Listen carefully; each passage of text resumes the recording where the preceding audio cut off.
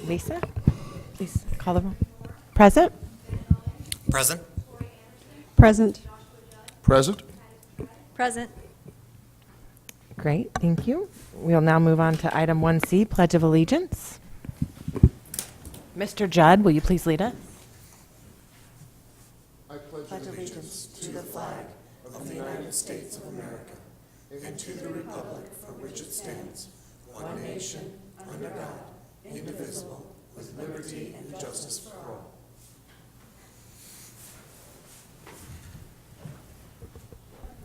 Thank you, Mr. Judd. We'll now move on to item 1D, adoption of the agenda. Board, do we have any motions or changes? If there's no motion, if there's no changes, I make a motion we approve as written. I'll second. Have a motion and a second. Lisa, please call the vote. Aye. Aye. Aye. Aye. Aye. By your vote of 5-0, you have adopted the agenda as presented. We now are on item 2, call to the public, but the public is very silent today, so I don't have any cards. So we'll move on to item number 3, the superintendent's report. Dr. Lopman. Thank you, President Moore. Your mic's not on, I don't think. Is my mic on? No. Okay, is that better? Yep. A little bit better? Perfect, okay. MUSD's Special Olympics team recently competed in the State Summer Special Olympics. The team has nearly doubled in size in the last year and continues to grow. Maricopa Police and Fire Departments made the event extra memorable by escorting the team out of town and up the 347 for their last day of competition. Wow, talk about celebrity status. A special thanks to the Maricopa Monitor for sharing this photo. On Friday, May 10th, Maricopa Elementary School invited leaders from around the community to their Scholar-Led Leadership Day. Maricopa Elementary School adopted the Leader in Me model, which integrated teachings from the book The 7 Habits of Highly Effective People by Dr. Stephen R. Covey. Leadership Day was a chance for scholars to showcase their achievements and to continue to develop their leadership skills. The day was jam-packed with student speakers, classroom tours, and student recognition. At the end of the program, the scholars lined the exits and cheered their guests as they made their way out of the building. What an inspiring day. Each year, Maricopa Unified School District recognizes outstanding employees, volunteers, and retirees during the Best of the Best Awards recognition for their work and dedication to the district. Congratulations to the 2018-19 Best of the Best winners and best wishes to our retirees. The Best of the Best award recipients are from the certified staff, Nancy Gugisberg, Lindsay Sulik, and Jennifer Parker, support staff, Jennifer Hopper and Phyllis Lauer, administrators, Tasha Carpenter, coach, Rashawn Calvert, volunteers, Dana and Tank Gammons, and the substitute was Teresa Seeley. Our MUSD retirees are Jerry Hartwich, Phyllis Lauer, Ramona Ruelas, June Celaya, Cindy Rice, Beth Zaretic, Kathleen Fuentes, Sandy Juniper, Irma Preciado, John Tobin, and Irene McIntosh. On May 17th, Fox 10 Phoenix TV personality Renee Nelson joined Saddleback Elementary for their annual Water Day. We heard she and Mrs. Williams braved the big water slide. And you can, is that Mrs. Williams in the picture? I don't think so. No. I don't think so. We don't have any evidence of that. Last Thursday, we joined the Maricopa High School class of 2019 to share an important milestone. We hope as these graduates make their way down exciting new paths that every once in a while they will look back to where they started. We are so proud of each of them, and we wish them all the wonderful opportunities life has to offer. Maricopa Unified School District's summer food program is up and running. The program is free and open to any child under the age of 18. The program runs Monday through Thursday, May 28th through June 13th at Butterfield, Santa Rosa, Maricopa, and Maricopa High School. Breakfast is served from 7:30 to 8:30, and lunch is served from 11:30 to 1 p.m. See you there. We're already planning for next year. Just spoiler alert. New teacher orientation will be held on Thursday, July 11th from 8 to 4 p.m. right here at the district office. We can't wait to meet those new teachers. And last on our upcoming events, the MUSD Welcome Back celebration is on Friday, July 19th from 8 a.m. to 9 a.m. at the Maricopa High School Performing Arts Center. We hope you'll join us as we kick off the 2019-2020 school year. I've got to start practicing saying that. And that's it for my superintendent's report. Where the yearbook? Oh, except for I have one final item. Thank you. Next up, I'd like to introduce Mrs. Talitha Martin and Catherine Persitz, who have highlights to share from the Maricopa High School yearbook.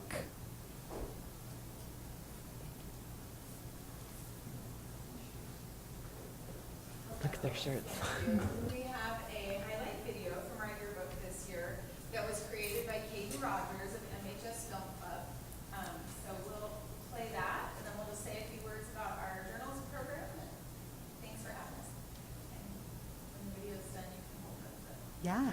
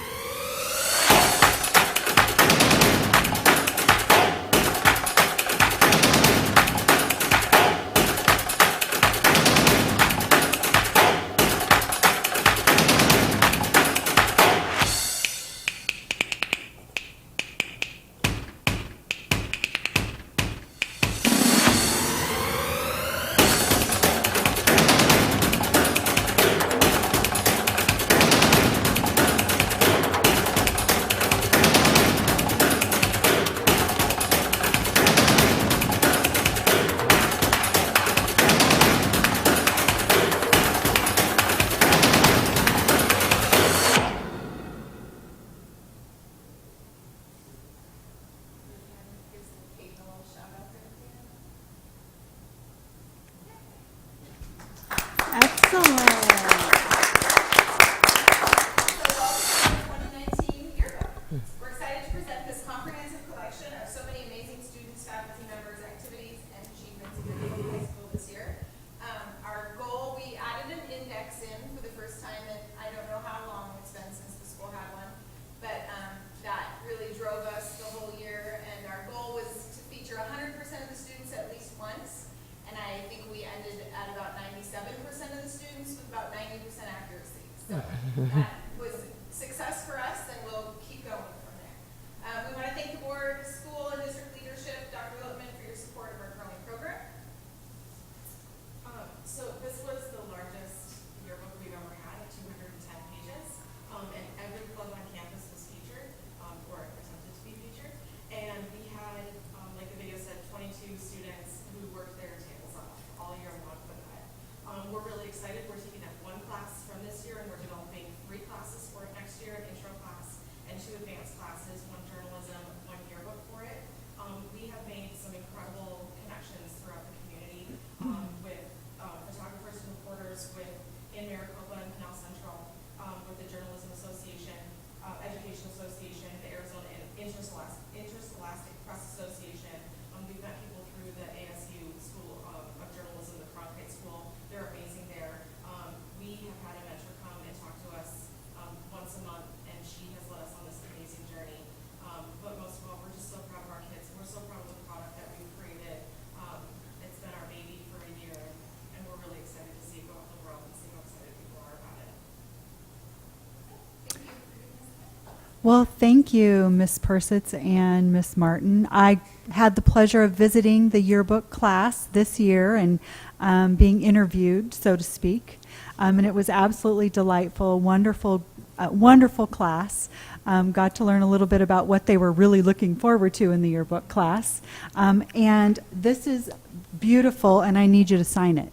I opened it up to journalism and yearbook. It's on the journalism and yearbook page. Awesome. So sign it, we'll sign it, and bring it back up. Pass it, have a little celebration. Thank you. Thank you for being here. And I think that's it for my report. That's it. Great. Thank you. We'll now move on to governing board member reports. We'll start with Vice President. All right, very good. Thank you, President Orr. I'm sure everybody's going to say the same thing. Busy end of the year. Let's see here. I think I was at, just thinking off the top of my head here, at least 4 events. There was a training that Saddleback did here for the energy bus for schools, and that was really, really fun to come see. I'm really excited to see where that goes. Desert Wind Middle School promotion, MHS graduation. Just a quick shout out to those folks. They did I've never been part of that, never seen that. I think the last graduation that I was probably at was 20 plus years ago. And this was so much different. You know, it's a little bit different being up on stage versus in the audience for, Yeah, no for picking a your family nose. member. But they did a fantastic job down there. Hats off to them.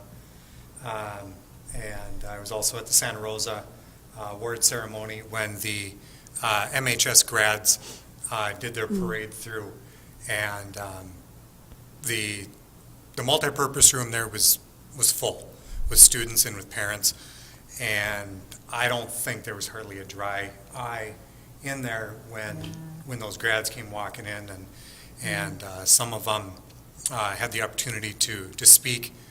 And we've got some very, very articulate seniors that just graduated, and I'm really excited to see what they do out in the big world. So I think that's it for now. Great, thank you. Mrs. Anderson? My turn. So, of course, graduations, promotions, everything is always fun. That's the best part of being a school board member, is being able to be a part of all the celebrations and knowing that for us, wow, the year is over already, but I know for teachers and students, they're like, finally, the day's here.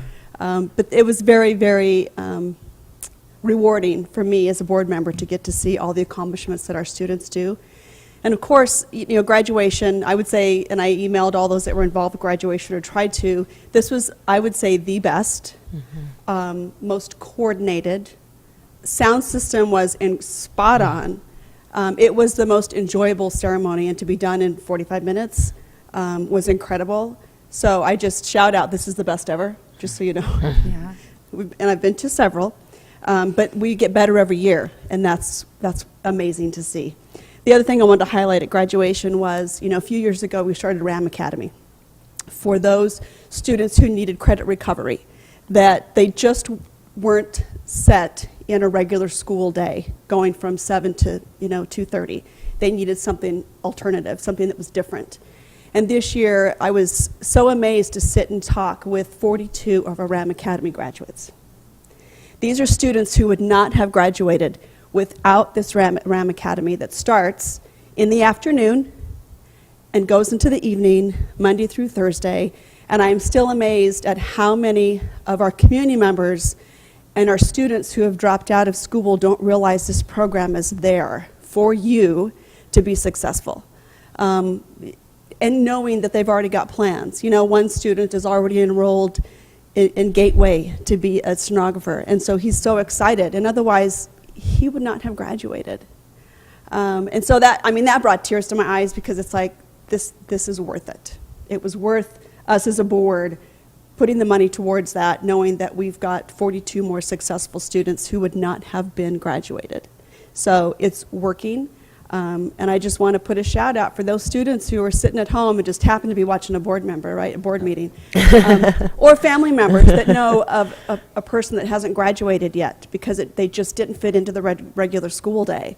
RAM Academy is there for you, and so I hope that you will call the administrative office, look it up online, figure out how to be a part of it, and become something better than what you are today. So I wanted to highlight that. Obviously, next week I'm excited for our board member training. So that'll be 4 days of information. We'll all come back glassy-eyed and probably overwhelmed. but that's exciting. And then I wanted to give a special shout out. I know you may find this odd, but I do follow sometimes sports, sometimes. But I just wanted to let you know that Byron Murphy, who was just drafted by the Arizona Cardinals, actually was played for our Maricopa Wells Panthers team. So it's pretty cool to see somebody on the, be so successful. And when you hear him speak, he is so articulate. I mean, just incredible. But I know that, for him to go, I just wanted to give a shout out. He's a former Panther, and now he's Arizona Cardinals. So we do raise him right, and I just want to put that shout out to there. I know Mr. Miller and Mr. Abel are pretty proud at this time. I know as soon as he was drafted, they were both on the phone, so it's a pretty exciting moment. So I just like to see our students be successful, and I know that we're doing the right thing. So that's it. Thank you, Mrs. Anderson. Mr. Judd? Thank you, President Moore. It's the most wonderful time of the year. It's just it's a treat to be able to be up there with your kids. And I want to say thank you to all the individuals that volunteer their time to make that stuff possible. That doesn't happen without these teachers and administrators volunteering their time. In addition to the regular work hours, which makes at the end of the year, for those that teach know what I'm saying, it's one of the busiest times of the year. You're trying to get everything finished up, get your grades in, and then to sacrifice additional time on top of that for the extra events. But it's part of the job. But it's a treat to be up there. It's a treat to watch kids walk across the stage and finish up. Like Ben was saying, the first time that I was up there, it was impressive. That had an enormous impact to be able to see everything come to fruition and watch the kids walk, and it's a true treat for us. I'm also looking forward to going up to Flagstaff for the Summer Leadership Conference. That's always well done. I also had a great opportunity training today that was talking about testing, and there's a lot of discussion about the ASIM, as always, every year, being potentially replaced. And there's some great company out there that's putting out an alternative and following data and tracking that data.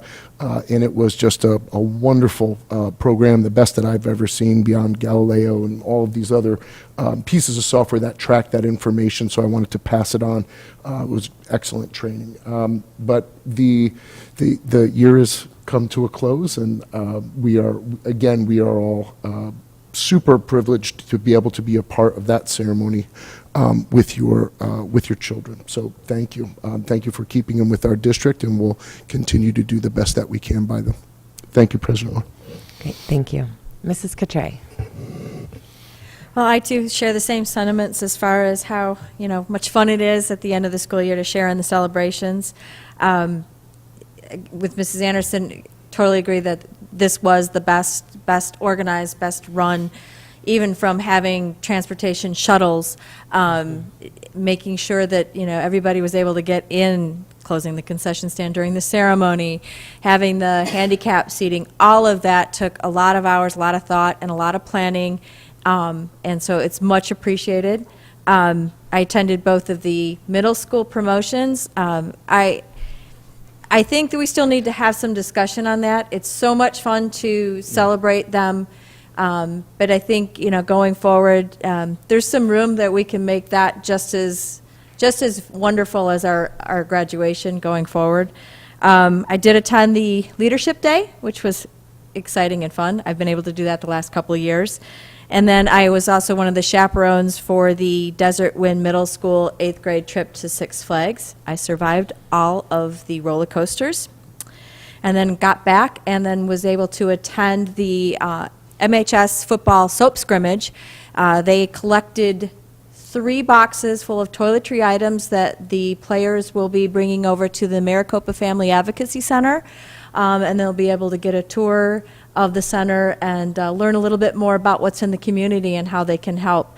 The football team is all willing to give back, and there's going to be some more opportunities throughout the summer for the community to come out and participate in their activities and their fundraising. So with that, that's all. Great, thank you. I echo all of the comments about graduation and how well done it was. I was fortunate enough to attend it. I got to drive from the Capitol to the graduation, then right back to the Capitol for budget hearings and debates. But I was glad that I got that break and got to see all of our students and their achievements. And graduation is my favorite thing to do, bar none, being a board member, and just to watch all of the kids from all of the different backgrounds achieving the same goal. It really does reinvigorate you and reinforce, why I choose to volunteer my time to serve on the school board. So I really appreciate everyone who put all the work into making it such a great event. I was also able to attend the Pima Butte Talent Show, which is always fun. We've got lots of little talented kids, and I'm just so impressed with their ability to get up on stage and perform. I don't think I would have done that as a small child, so I think it's a great opportunity for them to showcase their talents and to get in front of people and build confidence. So thank you to the staff at Pima Butte who put that on, because, again, it's volunteer hours. They go above and beyond to do the rehearsals and the tryouts and make it happen. So I want to thank them for that. And then the trips back and forth to the Capitol ended up well. They passed the state budget, early Tuesday morning. Happy Memorial Day at the Capitol. They funded the 5% raise for teachers. They gave additional DAA to the schools, and then they provided an inflation increase. So all of these things will be helpful as we move forward to adopt a budget. I'm looking forward to that. So that's all I have. We will now move on to 5A, Administrative Budget Recommendation. I think you're going to kick that off, Dr. Yes, I Nope. have a brief introduction. I'd like to, as we move into our work study portion of the night, our first presentation, of course, ties neatly into the MUSD Strategic Plan Goal 4, community pride through excellent customer service, sound business practices, open and effective communication, and safe and attractive facilities. You'll notice that as Mr. Harmon guides us through the administrative budget recommendation, we are showcasing strategies B and C to prioritize and leverage district resources to support the MUSD vision, mission, and strategic plan. And strategy C, demonstrate transparency and collaboration regarding financial resources and decision making. So also, tonight's administrative recommendation reflects the inclusive process to develop the strategic plan that we began almost a year ago, last August. And it also reflects recommendations from employee groups like Meet and Confer and the ESS Visioning Committee. At this time, I would like to invite Director of Business, Jacob Harmon, to the podium to walk us through the administrative budget recommendation.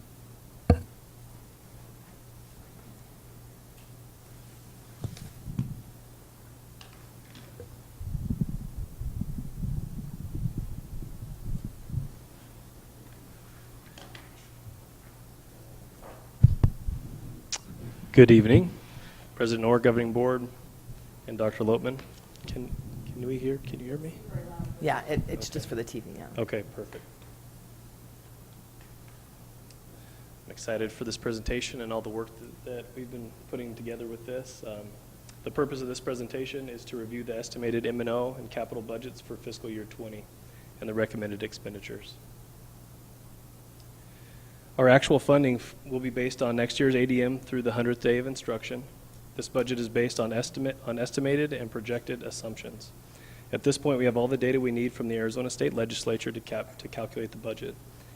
The ADM estimated is based on applied economics and our actual ADM history. We estimate ADM increasing to 7,212.92, which will result in a weighted ADM of 9,976.731. The weighted student count is multiplied by the base level amount.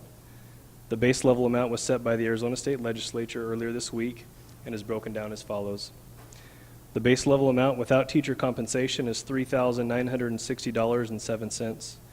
We add in $79.20 for the 2% inflation factor, $111.16 for the 5% state-provided teacher salary adjustment, which for our district comes out to $1,109,013.42. We then add $51.88 for the 1.25% teacher compensation to give us our estimated base level with teacher compensation of $4,202.31, which is multiplied by our weighted student count. That result gives us the base level total of $41,925,334. We add our cost for the mandatory audit services, and that gives us our base revenue control limit. We then add our transportation revenue control limit, and we get our revenue control limit of $44,317,932. From the RCL, we deduct any amount we plan to transfer to capital. As you'll recall, in the May revision of fiscal year 19, we increased this amount transferred to $1,090,000.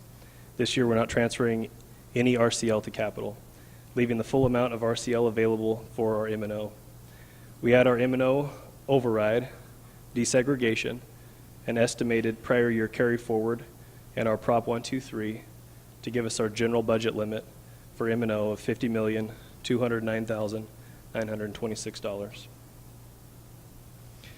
With the general budget limit of $50,209,926, we have $3,405,202 of anticipated new funds to allocate to raises and additional positions due to increased growth.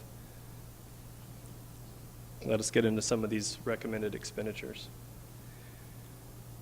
Here are some of the mandatory increases that we have this year. Arizona State Retirement is increasing by 0.31% and will increase costs by approximately $100,000. Minimum wage is increasing to $12 per hour and will increase costs by approximately $52,400. Pending the board's call for an election for the bond, that election cost will be approximately $84,000. A 5% salary increase is recommended for all staff. The cost of this increase is approximately $1,691,821. The benefit cost for employee insurance is also increasing by $150,000, and it is recommended that the district cover this cost and not pass it on to the employees. There are a number of recommendations for new staff needed due to growth. Professional positions totaling approximately $1,454,500. Classified positions totaling approximately $215,800. Meet and confer committee requests totaling approximately $89,000, and ESS visioning committee requests totaling approximately $57,000. The department discretionary budgets will increase collectively by approximately $64,000, mostly due to inflation. The school discretionary budgets will collectively increase by approximately $96,682. The reason for this increase in the school discretionary budgets is due to our move to site-based budgeting. The total of these increases is approximately $4,055,322. There have been a number of savings identified totaling approximately $1,068,337. While there are a number of changes that accumulate to this number, the two largest are staffing changes, where the new hire is starting at a lower step than the outgoing employee, and the second is the elimination or decrease of overload stipends at the high school with the addition of 10 teachers. With the anticipated new funds, recommended increases, and identified savings, we have an estimated reserve of uncommitted funds totaling approximately $418,217. And while this may sound like a large amount of uncommitted funds, it represents less than 1% of our M&O fund, and we will hold it in reserve for unanticipated expenses which may occur. Now let's talk about capital. Our district additional assistance formula is based on prior year ADM.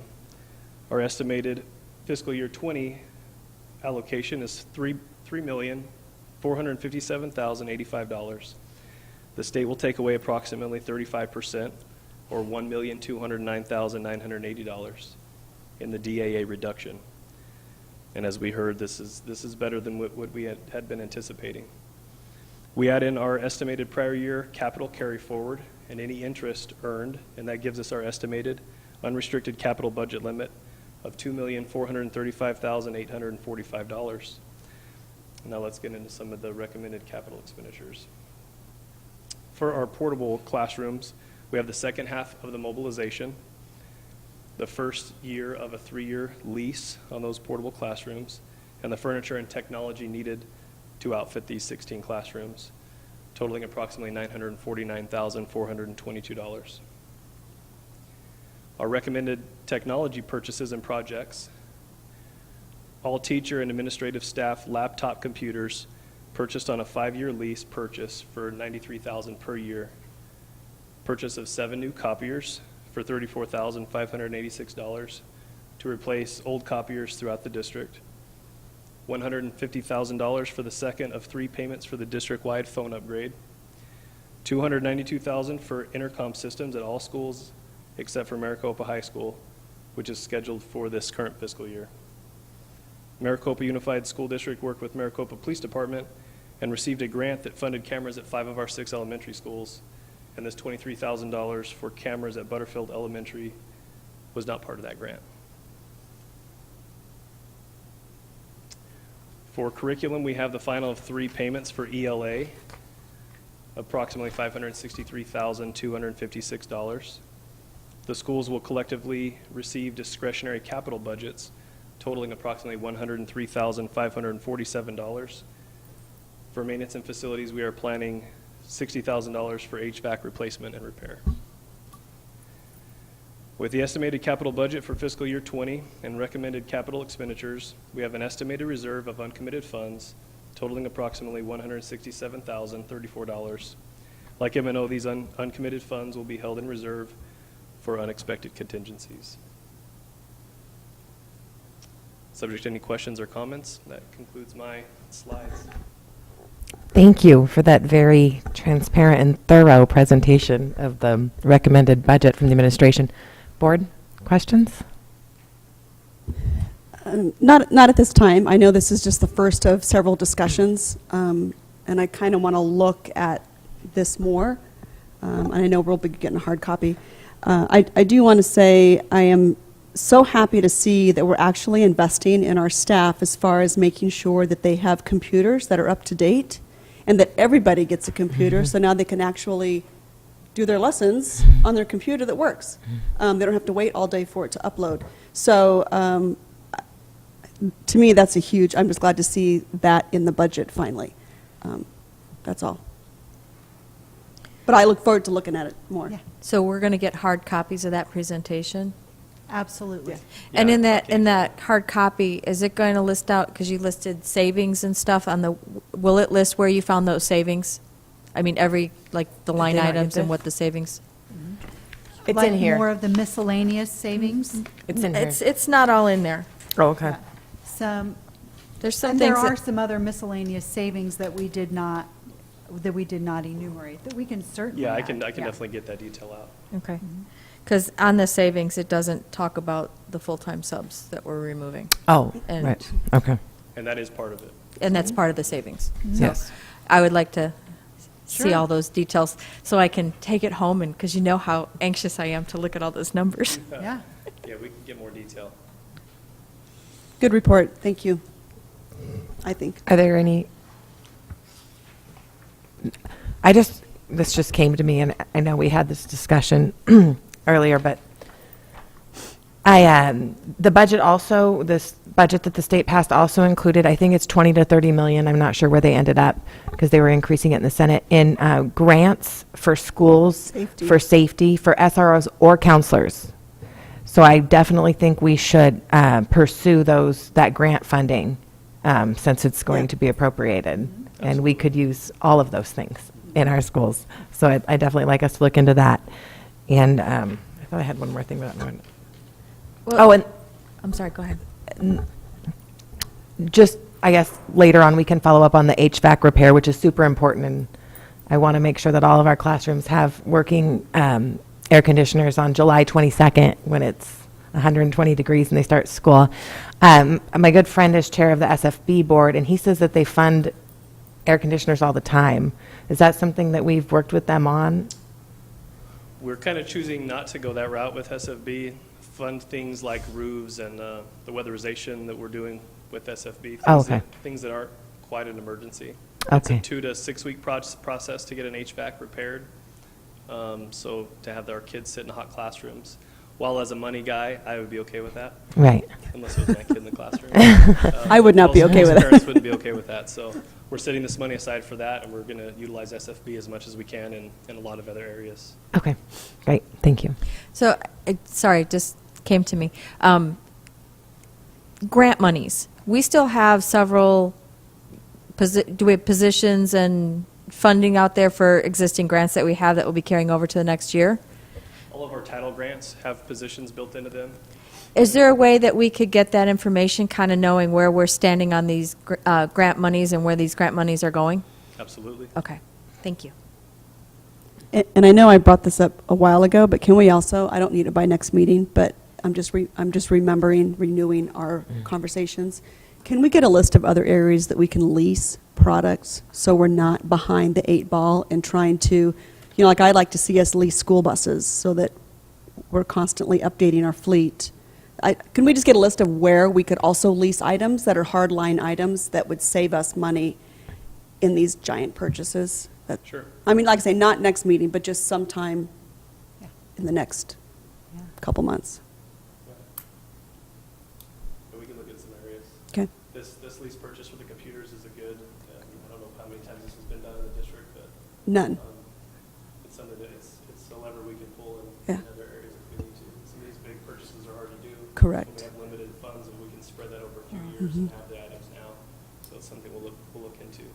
No, I know that Mrs. Goutre and I have both brought this up over the last 10 years. Why aren't we leasing these items? So I would just like to, I think it's a great option. Now, on the copiers, are we leasing those or are we purchasing those? We were going to, at least we were throwing around the idea of leasing them, but with the additional capital monies that came in, we thought we were going to have a reduction of about 1.5 million and ended up being 1.2 million, so we had some additional funds.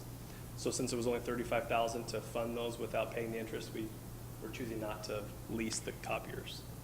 If we did a lease, I know after a certain number of years, they would replace the machine with a newer model. There's a few options. If it's a lease, an outright lease, then we never own it. So it's on Right. like a 5-year agreement. We would probably do a lease purchase. So we would finance it over 5 years, but it would be our device. Okay. And a lot of these copiers last a lot longer than 5 years. Depends on how you use them. It's more the amount of copies that they, Okay, that determines their life cycle. okay. Great, well, thank you so much for that information, and we look forward to discussing this again and again. Thank you, Mr. Thanks. Harmon. Thank you, board members. I want to, I just dropped my whole situation here. I wanted to thank you for illuminating some of the investments. The proposal, the recommendation for the computer laptops, the technology for our staff. We have some teachers in the house, and so, again, spoiler alert. So we're hoping that goes forward because it gets everybody on the same platform on the same day, and every kid has a teacher with updated technology. So as much as it sounds like it's about the teachers, it's about making sure that a child's experience every day isn't up to chance. So I appreciate our technology department, teaching and learning, and the collaboration that you've done with business to accelerate this vision. So the other one I want to make sure that you recognize that Mr. Harmon illuminated was the investment in benefits. We have chosen to pick up the cost, that $150,000, because a lot of times what happens for our staff is, you get a 5% raise, which is fantastic, and we are so thankful to our legislature for. you get the 5% raise, and then retirement goes up, so that 5% raise diminishes a little bit. Then insurance will go up, I think, safe to say, for the rest of our lives. So then that raise is diminished a little bit more. And then we have a long calendar, so our teacher salary is spread over a longer period of time. And so even though it's the same amount of money, your biweekly paycheck is diminished a little bit more. So it was important for us as a leadership team to recommend that supplement really to the benefit cost, and because it benefits every full-time employee who receives those benefits. So thank you for sitting through the details. Look forward to a full-color PowerPoint coming your way. And we're prepared to answer more questions and have more meetings. We have a lot more time with this proposal, this administrative recommendation, because this is just the first formal conversation. Thank you. Thank you. We will now move on to item 5B, the community survey results. Mr. Paul Ulen. Yes. Welcome to MUSD. Thank you for being here. I'm so sorry. I was excited because we're going to continue to talk about Goal 4. Our next work study also falls under that goal. Community pride through excellent customer service, sound business practices, open and effective communication, and safe and attractive facilities. Mr. Paul Ulen of Primary Consultants will share community survey results. Mr. Ulen's Information Employee Strategy C demonstrate transparency and collaboration regarding financial resources and decision making. Okay, Mr. Ulen, tell us what you found out. And the survey says, Madam Chair, members of the board, Dr. Lopman, for the record, my name is Paul Ulen, Primary Consultants, 5320 North 16th Street in the great state of Maricopa. Happy to be here and kind of go through the materials that I know you have loads and loads of paper that has been given to you. That's just par for the course. So we'll try to compress some of that information as we go through it, answer questions along the way or at the end, whatever is more convenient for you. As we go through, so remember, we'll talk a little bit. We ended up getting 401 completes of high efficacy voters, so people that have a history in voting in elections. Our margin of error is plus or minus 5%. All the calls were completed by phone, and then we did this at the end of April. We went through a process of taking the questionnaire and making some revisions and then getting it done. I always, when I go through the survey results, like to give you our demographics first before we go through the answers, because it gives you a little bit better idea of, it's important to see who we talk to when you start looking at those numbers. Mm-hmm. So we had a pretty good split, male, female. It is always more difficult for us to get men. Women are more easier to talk and more likely to stay on the phone. We had a nice breakout. We ask how long they've lived at their current address.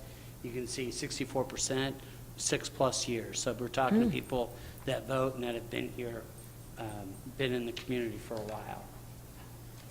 while. Self-reported education level, so a nice break, 60% with college or above, and 59% are over 50. So those are the folks, if you didn't know, those are the people that come out and vote in elections, and especially in special elections.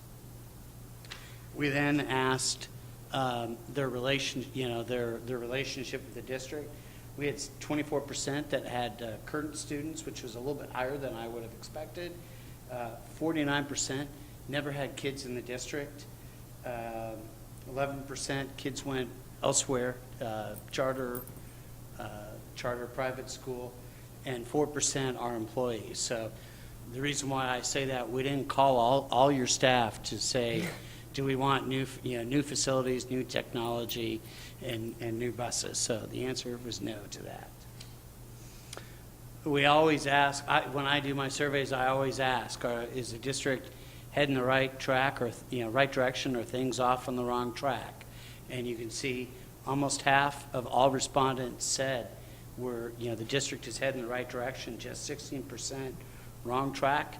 And if you take those numbers, 75% of the respondents with an opinion believe the district is heading the right direction. I believe you saw some of those comments as to why the district is off on the wrong track, and not all, as you can tell, not all those comments are negative. So even wrong direction, it's not necessarily negative. I always ask again, are your property taxes in your community too high, too low, or just about right? Remember, we all want our house assessed at $1 million and worth $50,000. So I always, we have a nice ratio, 58%, just about right. I always like to find out who thinks their property taxes are too low. So, only at 3%, 33% too high, a little bit of a concern, but not an alarming number. We had a series of questions that we asked, perceptual questions, again, agree, disagree. Good schools increase property values, 88%. I don't mind paying a few bucks more a month as long as it makes education better for kids, at 75%. The district is providing a safe educational environment for its students, 63%, but you can see that green, that is 27%, no opinion. Again, going back who we're talking to, they're not aware of what's going on.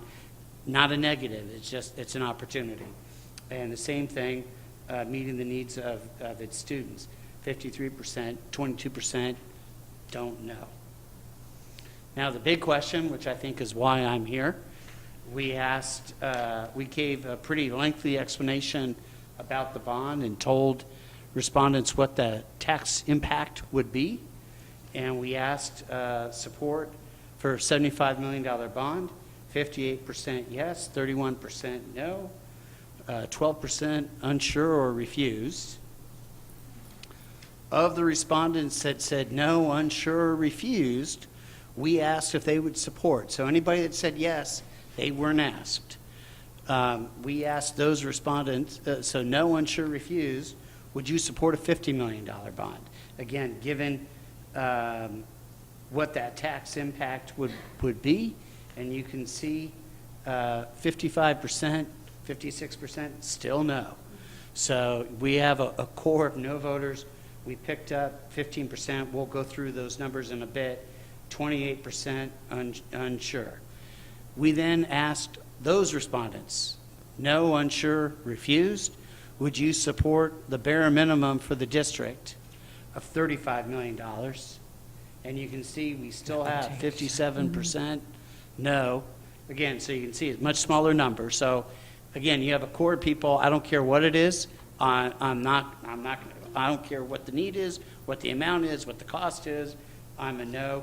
We picked up a little bit more support. And of course, that makes sense. Do you want to pay $10, $8, or $5? You tell me, with not really knowing anything else.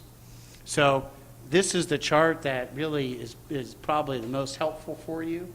So you see those numbers, 75% at 58. We picked up another 7% going to $50 million, and picked up another 6% going to $35 million. So if you make the assumption that those that at a higher level would support the smaller bond, at $35 million, you're at 70%. All right? So in some of the materials you received just a few pages of cross tabulations, but I wanted to give you, we just did a few highlights for you tonight so you can see. These are all on the $75 million bond. I'd be here for hours if we went through all of them, but just to give you an idea, we cross-reference our demographics versus the $75 million bond. So you can see, again, it's a small number, but 75% of your parents supporting the bond, and you would expect that. You'd like that to be a little bit higher. You know, what was interesting, almost 57% of people that had never had kids in your schools. So that's an encouraging number. Yeah, that is. Employees, 73%, very small. Obviously, it's a small sample size. You'd like that, again, to be a little bit higher, and you expect that to be higher as people are educated. Length of residency, those typically you see if the respondents have been here less, they tend to be a little bit more supportive. At 6 to 10 years, we're at 56%. More than 10 years, you're at 50%. And part of that is it's worked fine. What's the big deal? And again, if I'm not in the schools and I don't have kids in the schools, I'm not seeing or hearing about some of the challenges that you face. Level of education, typically more education you have, the more supportive you are. Graduate plus are at almost 63%, so that confirms that. And then we did by age. So 50 to 64 at 57%, 65 plus, we're under 50, we're at 48%. And if there's a red flag, that would be it, because guess what? They will drive across the county to make sure their ballot is cast. Own or rent, a little bit surprised. Typically, renters tend to be a little bit more supportive because they're not paying for it, but we were doing okay there, 59% with own. And then we asked in the survey party, we asked, do they consider themselves, how do they consider themselves registered, and then we used the voter file to match that up. So of other respondents, 50% Republican, 68% Democrats, 56% others, and that's kind of consistent what you see across the state. That's not unusual. And then that last slide, kind of a little bit more interesting. So you're getting almost 90% of those that consider themselves liberal, under half for those that think they're conservative, and almost 62% for those that think they're independent. And then last but not least, gender. This was a surprise. Typically you see there is a gender gap, more women vote, and we're, men actually were a little bit more supportive than women, which can't figure that out just yet, but a little bit, obviously within the margin of error, but a little bit, typically you have women tend to be a little bit more supportive of school funding issues. We then went through a series of questions trying to provide a little bit more information if they knew about the bond, and obviously an oversight committee is a strong selling point, and that is consistent from across the state. It's not that the governing board doesn't do a good job, it's just one more level, and I've seen districts where it's been a great asset. I've seen districts where it's been a cumbersome process, but if you have that, I know, and I say the story, in Sierra Vista in 2016, we passed almost a $29 million bond. They advertised for the committee. They had 21 or 25 people submit to be on the oversight committee, if you can believe that. So again, it's just a nice selling point when you're going out through the process. We talked about the state, recognizing the growth in your district. That was at 50%. Be more likely to support the bond. Cuts would need to be made to pay for those temporary classrooms at 49%. If they knew how much money the district had been cut over the years, at 48%. And last but not least, that's going to cost you more in the long run at 47% to be more likely.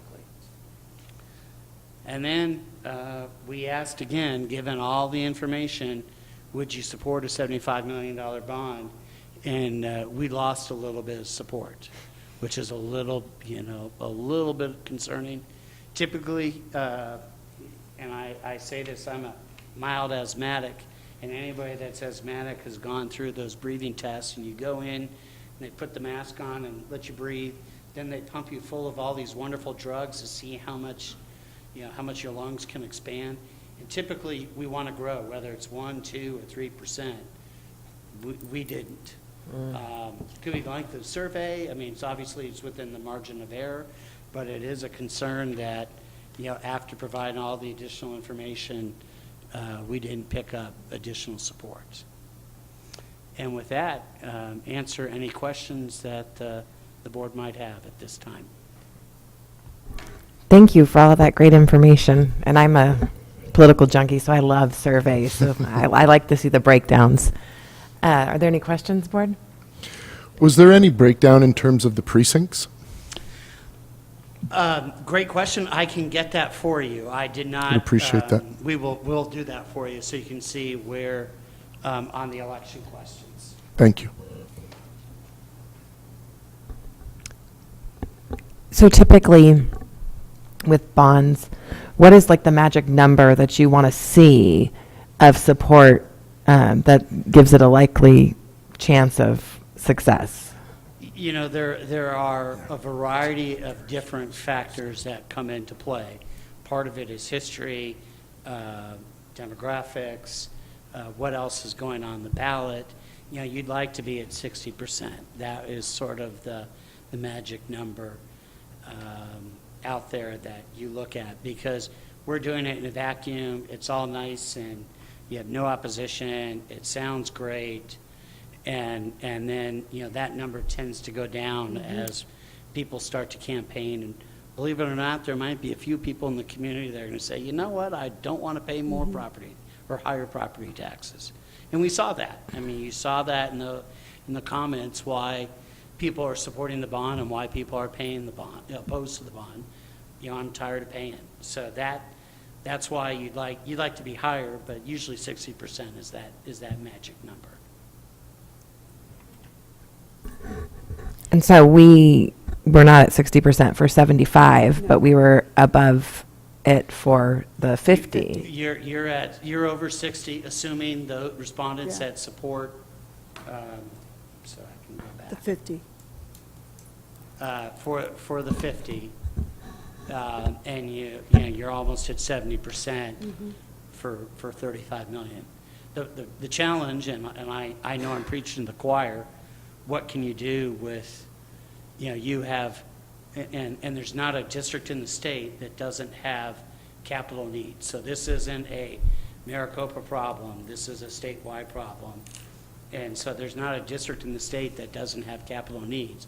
There aren't a lot of districts in the state that are growing like you and have some of the not restrictions, but the circumstances that you have. So, you are unique with that.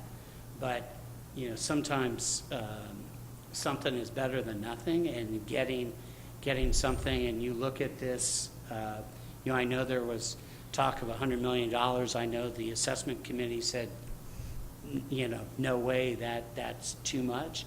And so you can look at this as a 2 or 3 year cycle where you get something to start, and then you're going to go back out to your voters.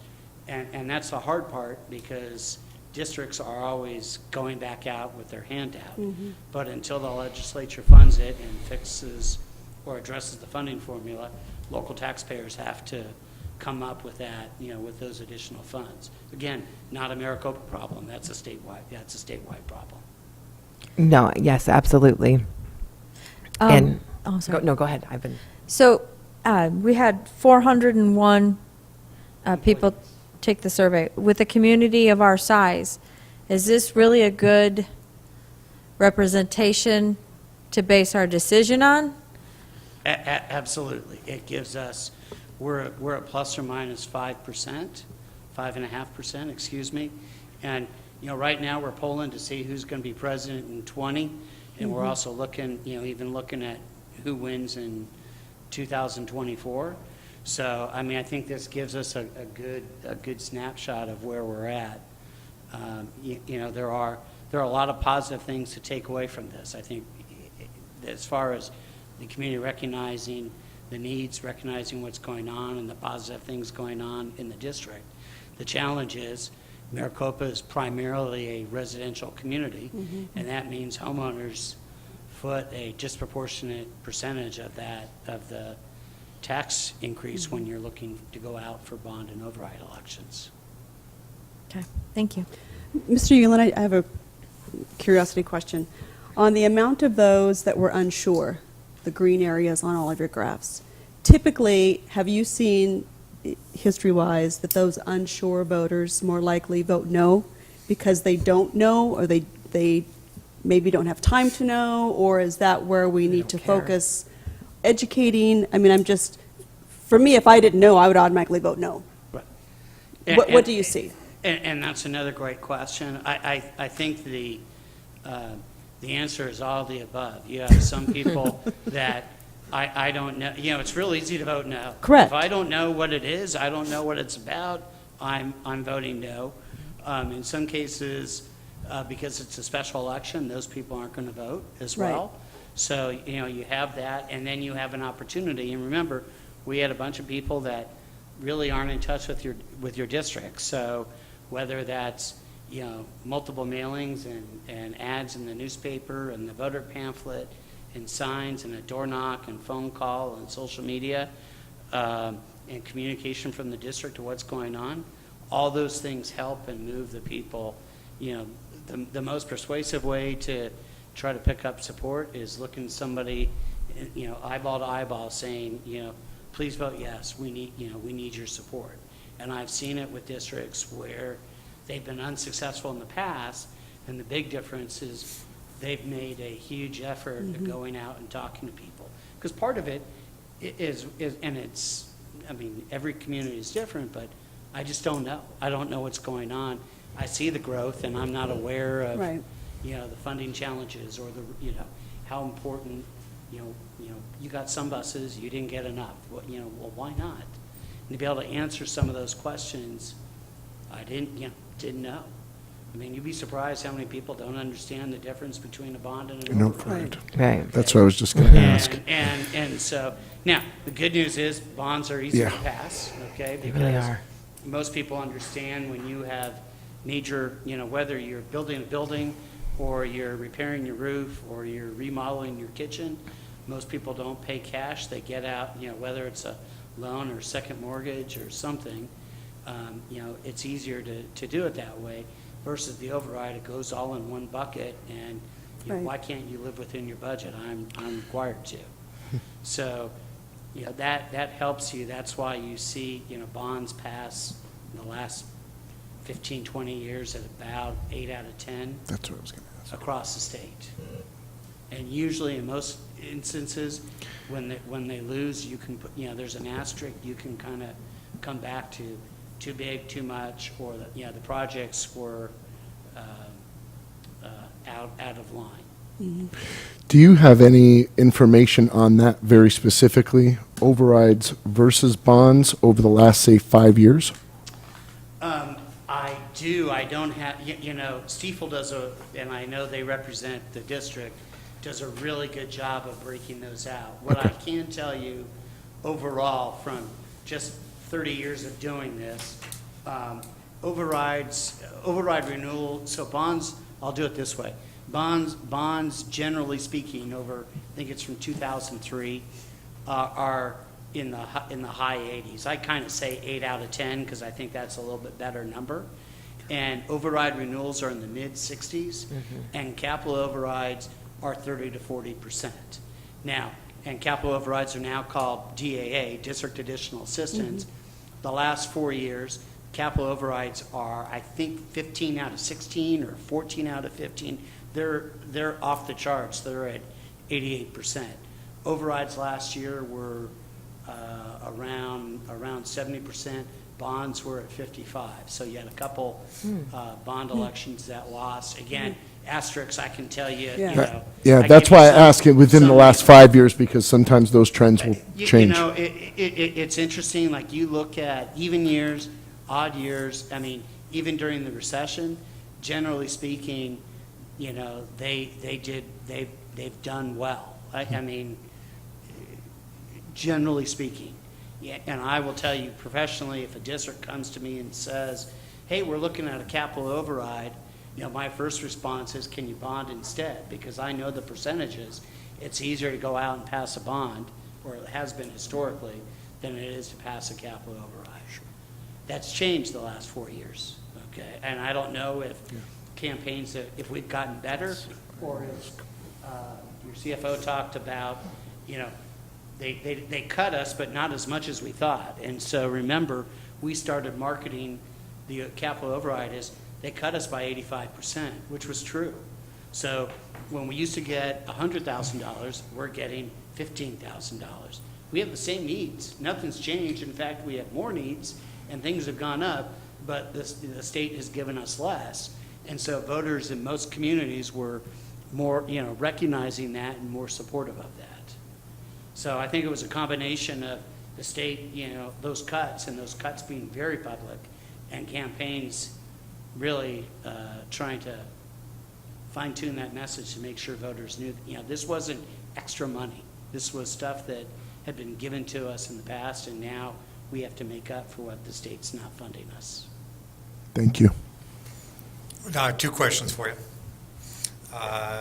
Your margin of error was 5%. Is that 5.5. 5.5? It's been a long time since I've had statistics. Is that standard? That is standard, yes. Okay. The more, we could, there's always, the more people you survey, you're going to lower that a little bit, but you're not going to increase it dramatically when you look at what that cost is. Gotcha.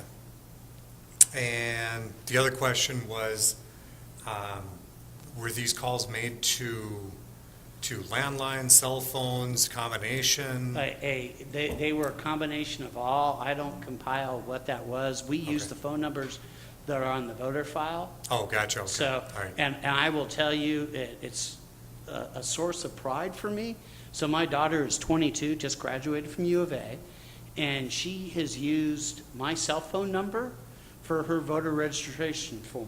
Mm-hmm. So I can't tell you how many calls I got for her last election cycle. I can tell you it was more calls than my wife and I got on our landline. So, we're using the voter file like everybody else, trying to track people down. And we made over 6,000 attempts to get our 400 complete. So, no answer, wrong number, message, partial complete, calling back to complete. I mean, that's just part of the process. How is that percentage based on what you normally do? The response it's not a rate. percentage. I mean, our response rate, we got the 401. It wasn't a problem to get that. Okay. Part of it is you're also trying to watch your categories. I can do 80-20 male female, and that doesn't do the district any good. Or I'm at 90-10 on over 50 plus, and that doesn't do us any good either. So you're trying to watch your quotas of what you're looking at. But I felt good about what we were able to do to get those completes. I want to go back to the numbers, and you mentioned the 60% is kind of like the sweet spot in terms of Right. when you want to go. And so we're a little bit under that with 75, but we're 5 over that with the 50 million. Is there somewhere in between? Do you think that, you capture that 60, but you... It's a great question, and the answer, is sure. It all depends. Part of this is, I commend the district and the assessment committee. It's not like Dr. Lopeman said, you know what, let's go out for a bond election and threw this together. You've spent a tremendous amount of time and resources to really look at your facilities and your needs and costs, and that committee did that homework. And so, is 50 a magic number? No. I mean, could you do 60? Sure. Anytime you're in, I've still, I think 50 is anytime you go out, it's if you're not nervous, you're in the wrong business, okay? I mean, you can't take it for granted because you don't know what's going to happen in 2 months. You know, something dramatically can change. But I think you've gone through a pretty extensive vetting process so that this wasn't done in a vacuum where 3 people went through and said, you know what, here are the numbers and this is what we can afford and I think we need this. I mean, you walked your facilities, you walked your roofs, you've done a lot of homework, and I think that committee should be commended for it.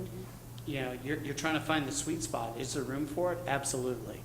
If I had my druthers, I'd go for $25, $30 million, and it's a no-brainer. Yeah. Part of that challenge, you know, you look at $100 million, it's a huge number. And it's a huge number for a lot of districts. It's a big number for Maricopa. And when you start paring that down, it makes it, you know, a little bit more acceptable. And that's why you kind of look at it as, you know, $49.99 versus, you know, versus 50. And I say that, you know, you have a couple districts in Maricopa County, you know, Chandler's looking at probably just under $300 million, around 280, 290. Paradise Valley called for a $236 million bond. Wow. So those are big numbers. Now, they're big districts, but that's still a big number on, you know, when the voter has to look at it. Last question, promise. Do you have any numbers on consecutive election cycle bonds? If we were to go, the reason I'm asking this is you were to go with a low number and we pass that and we're going to have to come back and basically ask for more in the next election cycle, the success rate on. So I want to make sure I understand the question. So we go in 19 for X, and then probably not 20, maybe it's 21 or Right. 22, and we go back out. I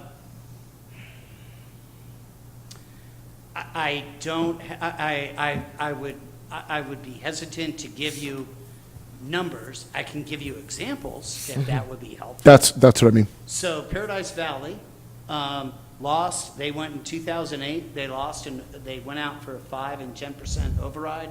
Those are old days, as I say that. They passed their 5, lost the 10. I got hired. We renewed in 2009. We renewed their 10% override. Okay, and it was a tax increase, so you understand. 2011, they went out for a big bond. I want to say $158 million, and renewed a capital override at a reduction of its rate. 2013, they renewed their combined override of about 12.5%. 2015, the district went out for a $228 million bond that passed. And 2017, they went for the full 15% on their override. All right, that's one example. Tolleson Union went out after having a phase down on their override in 15, no election, renewed their override at 15% in 16, did a $125 million bond in 17, passed a capital override at a full 10% in 2018, and they're going out in 2019 for another $125 million. Scottsdale's done that pretty close. I mean, not quite as much. So I can't think of anything. No, that's helpful. It gives you know, good perspective. I mean, but Because if some we have to make a districts- decision in terms of what the amount is and we're going to have to go back out, then You know, good to know. Kyrene in 2017 went out for the trifecta. They renewed their M&O, they renewed their capital, and they had a bond election, and they were able, with their assessed value and debt structure, all three were neutral on the tax rate. You have some districts, and I've had clients, that you're going out every 2 to 4 years. Now remember, on your override, you're out if I had my preference, you're out every 4 years, because you're going out, remember, they're fully funded for 5 years, you're going out a year early for insurance, so you shorten your override. It's really not a 5-year override, now it's 4, but you're going out every 4 years. And then you throw in capital needs, and you're going out, you're adding into that mix every 2 to 4 years, just like a business with capital needs. And the more frequent you do that, obviously you always get nervous because you have your hand out, but if you're growing and you can keep your tax rate and your voters become, I would say habitual, but I mean they're used to the district going out. It's not a once every 20 years that you're going out for a bond election. You can't function, the way schools are funded in Arizona, you cannot function that way. You have to have, or you need outside, you're getting federal dollars or money from other, grants or something else.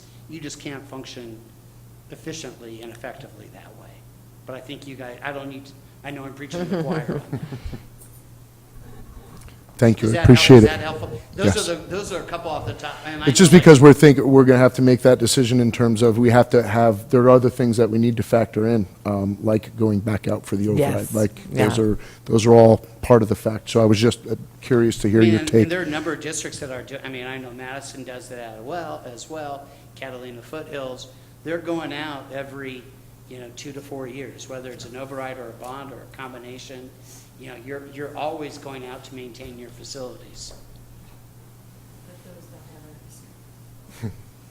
But they also have the tax base. I mean, Right. that's the other, the other part of that equation too. And you build that community support, it gets relatively easier going back out. And if you've shown good stewardship and you've been transparent and you're not, we're building a dome stadium, we're building a swimming complex. I mean, you're responsive to your community and your community needs, and they become community assets. They're not schools. Your fields are used year-round, your facilities are used year-round. They view it as an asset, not as a liability. All right.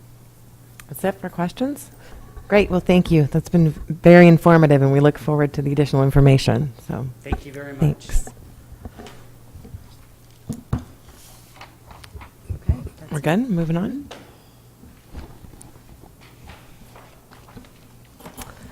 Okay, we will now move on to item 6, our consent agenda. Do you have a motion? Motion to approve is written. I'll second. Motion and a second. Lisa? Aye. Aye? Aye. Aye. Aye. By your vote of 5-0, we have approved the consent agenda. Moving on to action items, 7A, discussion and possible approval of the personnel schedule. Mr. Beckett. Thank you, Mrs. Knorr. Members of the Governing Board, Dr. Lopeman, you have the personnel schedule in front of you. I want to first apologize for all of those updates over the last 24 hours. It's the end of the year. Busy time in the district, busy time in HR, so appreciate your understanding. And I'll take any of your questions at this point. Mr. Beckett, I just have a question where we are at with our job open positions. How many open positions are we still at? I'll have to give you I'll send something to all the board members with that number. Okay. I'm guessing we're probably close to upper teens now, Okay, primarily ESS positions at this point. every year. Mr. Beckett, do you have or carry a running number for retention? Or is that something that you can get back to us maybe, in July? Or? Thank you, Member Judd. Yeah, typically, what I do is I run those numbers at the beginning of the school year so that we have pretty solid numbers. But yes, we have typically been in the mid-teens. We may be a little higher this year. Okay, thank Lots you. of opportunities out there. It's a buyer's market for teachers. Yes. Thank you. If there's no other questions, I would like to motion that we approve the HR schedule. I'll second that. I have a motion and a second. Lisa? Aye. Aye? Aye. Aye. Aye. By your vote of 5-0, you have passed the personnel schedule. Thank you, Thank you. Mr. Beckett. Keep up the good work. Okay. We are now on item 7B, discussion and possible approval of first reading of updated policy DIE, interesting acronym, audits and financial monitoring. Board, any questions? This is a result from an ARS statute. Yes. Yeah, I was just going to ask, why are we changing this? I mean, Yeah, I was going to ask the same thing. What's the cause for the removal? Mr. Harmon's gonna, he needs more airtime. So about this time last year, ARS 15213 passed. It would restrict our usage of an auditor to 3 years. So if we use the same auditor for 3 years, we were to go out for a formal bid, get a new auditor, and that we weren't allowed to use our current auditor's firm for any consulting purposes. So that caused a lot of problems throughout the state. And Senate Bill 1256 passed recently, reversing that. So this policy was adopted shortly after the ARS passed last year. This is just reversing that to where it used to be. No restriction on our auditors. okay. So there's no restriction, but isn't it like another layer of auditing if we have different auditors each year? I mean, it kind of keeps it open book. You want more eyes looking at what we're doing. Certainly an argument for that. Okay. It's just not a law. The policy, the ASBA policy updates just followed the legislation that passed. Okay. All right. We can still use a different auditor Right. or choose But to this- change auditors if the We're board forced wants to to look choose. into that and thinks that's something that we should look into. This is just, We're not forced to. we're It's not a forced law. to Right. anymore by law, so we don't, it would be removing that from policy. Okay. If there's no other questions, I motion that we approve the first reading of policy DIE. I'll second. I have a motion and second. Lisa? Aye. Aye. Aye. Aye. Aye. By your vote of 5-0, you have passed the first reading of policy DIE. We are now on to item 7C, discussion and possible approval of the first reading of updated policy JFAA, admission of resident students. Are there any questions? So, Dr. Lipman, I just want to clarify, I want to make sure I'm reading this right. Parents just need one of these IDs, correct? That is my understanding. Because I know there's a huge debate going on with our southern border communities as far as immigrant children and our state responsibility, and I just want to make sure that we are making sure we're making education available for everybody. And we are. Okay. Okay. That's all I need to know. Unless there's further discussion, motion to pass. Motion to approve. I'll second that. I have a motion and a second. Lisa? Aye. Aye. Aye. Aye. Aye. By your vote of 5-0, you have passed the first reading of updated policy JFAA. Item 7D. Discussion and possible approval of first reading of updated policy JFAB, admission of non-resident students. Motion to approve. I'll second.